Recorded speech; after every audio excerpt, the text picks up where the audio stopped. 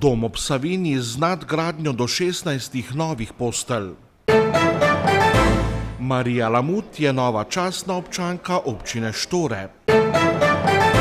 Kolotilo potrdil, da je Rožman že bivši, ter da Milanič ne bo trener celjskega kluba. Vukašin Antonijevič iz Metaloplastike v Celje Pivovarno Laško. Lepo pozdravljeni, spoštovane gledalke, cenjeni gledalci. V Domu ob Savinji Celje že od meseca marca potekajo gradbena dela, v okviru katerih bodo 15-stropno zgradbo nadgradili še z eno etažo. V novem delu bodo pridobili 419 kvadratnih metrov površin, v katere bodo namestili 16 postelj za začasne namestitve. V Domu ob Savinji bodo 15-stropni del objekta nadgradili še z eno etažo. Gradbena dela potekajo že od marca, nova etaža pa je že v celoti pod streho. Dodatna etaža bo namenjena vzpostavitvi enote za namen zagotavljanja začasnih namestitev oseb starejših od 65 let. Svojci bodo lahko v primeru začasnih potreb pri nas namestili svoje ljudi, denimo po odpustu iz bolnišnice ali ko bodo sami odšli na počitnice. V novi bivalni enoti v 6. nadstropju, kjer bodo pridobili 419 kvadratnih metrov neto bivalnih površin, je predvidenih 16 postelj za začasne nastanitve. Od tega bodo 2 enoposteljni sobi, 7 pa bo dvoposteljnih. Za izvajanje projekta smo pridobili sredstva Ministrstva za delo, družino in socialne zadeve ter enake možnosti, 717 383 evrov. Od teh sredstev je zagotovljenih 80% evropskih sredstev in 20% slovenskih sredstev. Vsa ostala sredstva moramo zagotoviti sami v domu. Vrednost celotne investicije sicer znaša 1,5 milijona evrov. Pogodba z izvajalcem del, družbo Remont, je bila podpisana septembra lani, a so intenzivneje z deli začeli letos v marcu.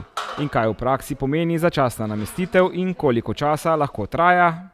Svojci lahko pripeljejo svoje ljudi v primeru začasnih potreb. To pomeni, kot rečeno, po odpustu iz bolnišnice ali kot gredo sami na počitnice. Ta namestitev pa traja največ 3 mesece v skladu z standardi in normativi. Tovrstni namestitvi so v Domu ob Savinji že sedaj namenjali do 3 postelje, saj so potrebe po namestitvah velike. Takšnih kapacitet pa v savinjski regiji trenutno skoraj ni na voljo.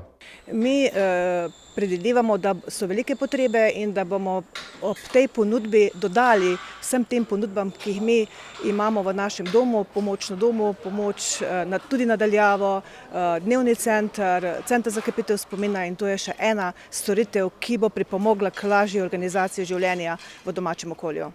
V Domu ob Savinji trenutno biva 240 stanovalcev, približno 40 manj pa je vseh zaposlenih. Zaključek del na 6. etaži doma je sicer predviden v sredini meseca oktobra. Občina Štore praznuje svoj občinski praznik 1. junija. Letošnjo osrednjo slovesnost ob prazniku so pripravili že sinoči v Štorskem kulturnem domu. Na njej so podelili 4 županova priznanja, 2 srebrna občinska grba in 1 zlati grb. Dobili pa so tudi novočastno občanko, to je postala Marija Lamut. Letošnje leto je za občino Štore naložbeno izjemno bogato, je ob začetku prireditve povedal župan Miran Jurkošek. Proračun je vreden kar 10 milijonov evrov. Rekorden proračun, dejansko večino projektov je v gradnji, dejansko bila je že otvoritev ceste, moste za Gaber, drugače pa gradi se športna dvorana, začele se gradnje državne kolesarske povezave Celje Štore Šentjur. Danes je bil podpis pogodbo za izvajanje regionalne ceste Štore Svetina Laško. Tukaj, ko smo imeli 10 milijonov, v bistvu to, kar je proračun občine Štore. Če pa upoštevamo še cesto v Toplici, ki je nekaj manj kot 3,4 milijone evrov, državno kolesarsko povezavo v glavnem in pa kanalizacijski sistem, je pa skupni proračun del, ki je občini 20 milijonov. Na prireditvi o prazniku so podelili tudi letošnja priznanja. Županova so prejeli Matej Gorenjak, Žana Jeršič, Gabriela Kregar in Rudolf Centrih. Srebrna grba je župan Miran Jurkošek podelil občinskemu združenju slovenskih častnikov za 20 let uspešnega delovanja in Stanislavu Štefancu za opravljanje prostovoljskega dela na področju humanitarnih dejavnosti. Ko sem zvedel, da dobimo to priznanje Srebrni grb občine Štore, priznam, da sem bil globoko ganjen, vendar ne presenečen zaradi tega, ker sem na nek način glede na naše uspešno delovanje računal. Jaz bi se rad v tem momentu zahvalil res prvi vrsti moji družini za pomoč, sodelovanje, v drugi vrsti bi se zahvalil svojim veteranskim in častniškim prijateljem, mojim stanovskim prijateljem, brez njihove pomoči ni kaj. In tretjo, kar bi pa res rad podaril na našo lokalno skupnost, iskrena jim hvala za pomoč, ker sam ne pomeniš v bistvu nič brez takega dobrega sodelovanja vseh treh dejavnikov, ko sem jih naštel, se človek ne bi mogel predstavljati. Jaz se zahvaljujem predlagatelju, v glavnem bil sem tudi sam mal presenečen, ampak se pravi, zasluge so od vseh nas, tudi krajanov, konec koncev. Krajani nam zbirajo oblačila, nam zbira bela tehnika, pohištvo, vse, kar je uporabno, še mi delimo naprej.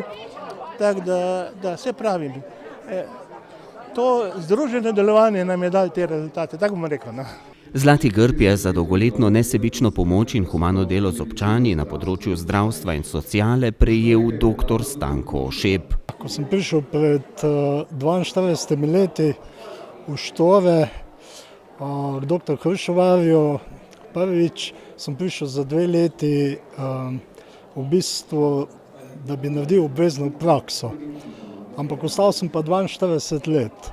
S tem je pravzaprav vse povedano, ampak bi mal na tem mestu se še malo zahvalil vsem pacientom iz Štore in bližnje okolice, ki so prihajali v mojo ambulanto, pa tudi vsem sodelavcem in sodelavkam. Občina je letos dobila tudi novo častno občanko. To je postala Marija Lamut, ki je naziv prejela za življenjsko delo na področju socialnega dela in humanitarnih dejavnosti. Zelo sem presenečena, ker jaz nisem opazila tega, da me ljudje tako spremljajo.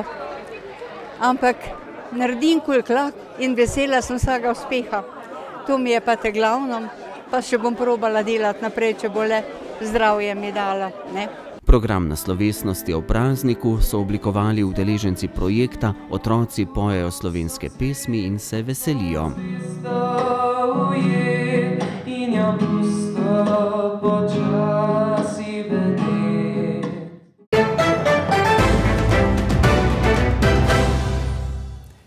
Generalni direktor nogometnega kluba Celje Valerij Kolotilo je potrdil, da je Simon Rožman že bivši trener celjskega kluba.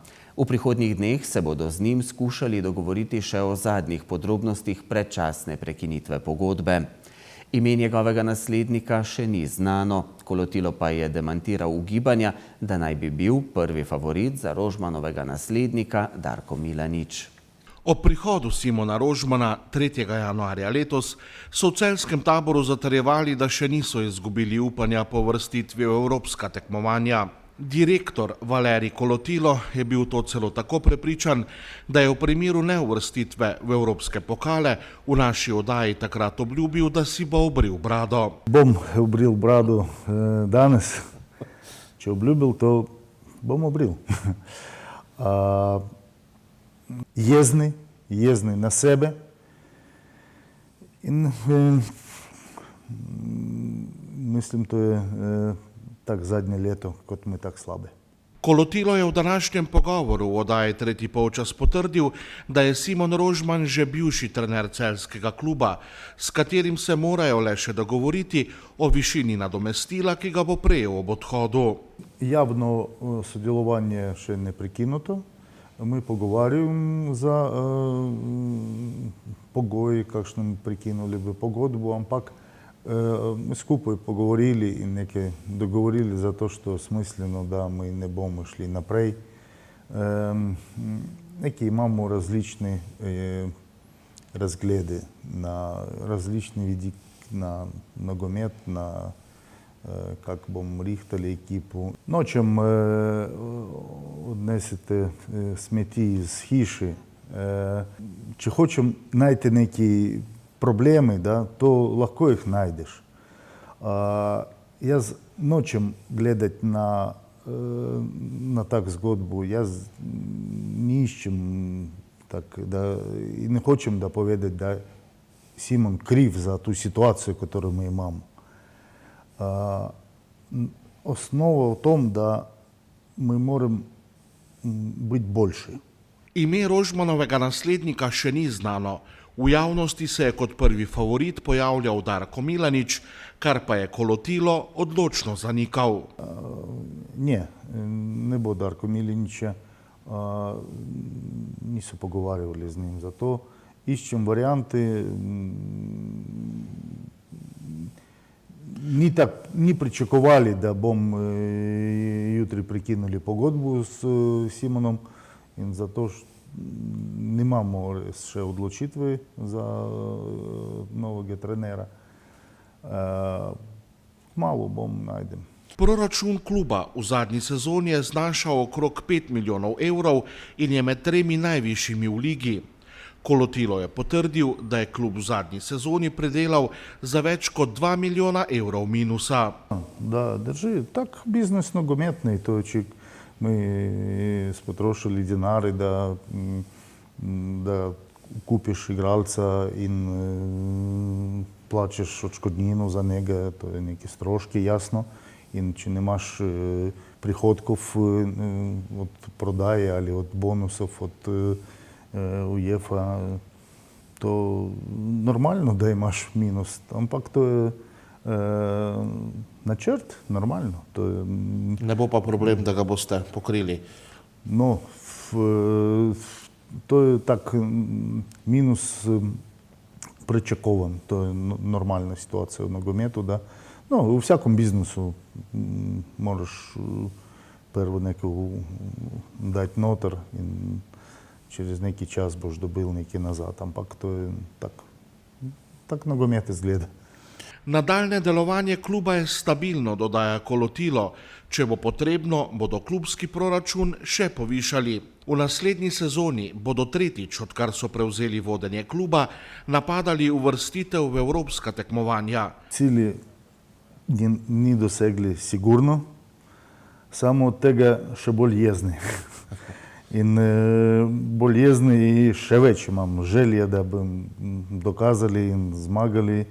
In jaz hočem, da bi mi gradimo ekipo in imamo dolgoročni načrte. In hočem delati v celoti klub, ni samo člansko ekipo. Veliko trudimo i na področju akademije i na naslednje leto bom akcent še delali na razvoju infrastrukture kluba. In klub ni samo članska ekipa. I mi gradimo korak za korakom in je siguran, da mi prejdem do zmag. Ni do slučajnih zmag, a do rednih zmag. V dvorani Golovec gre k koncu tekma zadnjega kroga rokometnega državnega prvenstva med Celjem, Pivovarno Laško in Svišem, po kateri bodo Celjani prejeli medalje in pokal za osvojeni 25. naslov državnih prvakov v zgodovini kluba. Najuspešnejši slovenski klub bo v prihodnjih 4 letih lahko računal tudi na usluge 18-letnega mladega srbskega reprezentanta Vukašina Antonijeviča. Antonijevič v Celje prihaja iz nekdanjega evropskega prvaka metaloplastike iz Šapca. Izhaja iz športne družine in velja za enega največjih talentov srbskega rokometa. Na zadnjem evropskem kadetskem prvenstvu je bil najboljši igralec Srbije, kljub svoji mladosti pa je v letošnji sezoni že uspešno nastopal za prvo moštvo metaloplastike.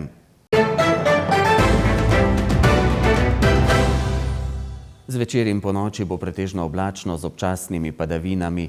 Najnižje jutranje temperature bodo od 9 do 16, ob morju okoli 18 stopinj Celzija.